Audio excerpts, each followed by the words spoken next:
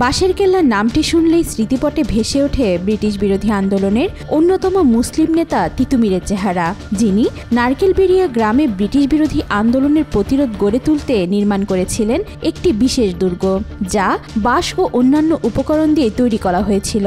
তবে স্বৈরাচার শেখ হাসিনার গদি নাড়িয়ে দেওয়া বাঁশের কেল্লা ছিল একটি ফেসবুক পেজ। তিতু মীরের বাঁশের কেল্লা নির্মিত হয়েছিল 1831 সালে। ব্রিটিশ শাসকদের বিরুদ্ধে প্রতিরোধ গড়ে তোলার জন্য এটি তৈরি করা হয়। আর স্বৈরাচার হাসিনা যখন মিডিয়া নিয়ন্ত্রণ করে সত্য তথ্য প্রকাশে বাধা দিত, তখনই বিশ্বস্ত খবরের মাধ্যম হয়ে ওঠে বাঁশের কেল্লা ফেসবুক পেজ। এই পেজ নিয়ন্ত্রণ করতে হিমশিম খেলেও অনেকবার আক্রমণ করেছে হাসিনার লেলিয়ে দেওয়া সাইবার বাহিনী। তবে 1918 সালে ক্রিয়েট করা পেজটি এখন পর্যন্ত সমানভাবে তাদের কার্যক্রম চালিয়ে যাচ্ছে। ফেসবুকে বাঁশের কেল্লা নামে অনেকগুলো পেজ থাকলেও যেটা সবচেয়ে বড় এবং বিশ্বস্ত সেটার ফলোয়ার 10 লাখের মতো। তাদের প্রকাশিত তথ্য, ছবি, ভিডিও অথেন্টিক সোর্স থেকে নেওয়া। তাছাড়া ধর্মীয় পোস্ট ও দিন তারিখ এবং নামাজের সময় নিয়মিত পোস্ট করা হয়। এটি প্রতিষ্ঠিত তথ্য যে বাঁশের কেল্লা পেজটির অ্যাডমিন জামাত শিবিরের অনুসারী, কিন্তু তার সত্যতা বের করা এখনও সম্ভব হয়নি।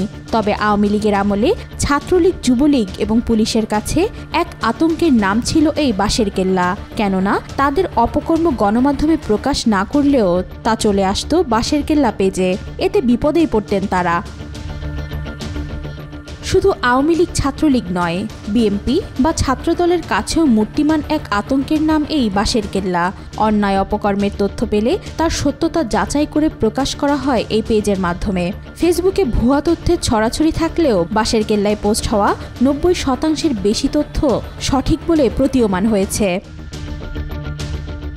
অনেক সময় অনেক নেতাই বাঁশের কেল্লাকে বয়কটের আহ্বান জানিয়েছিলেন, কিন্তু সেসব নেতা পালিয়ে গেলেও ঠিকই বীরদর্পে টিকে রয়েছে সত্য তথ্য প্রকাশের এই প্ল্যাটফর্মটি।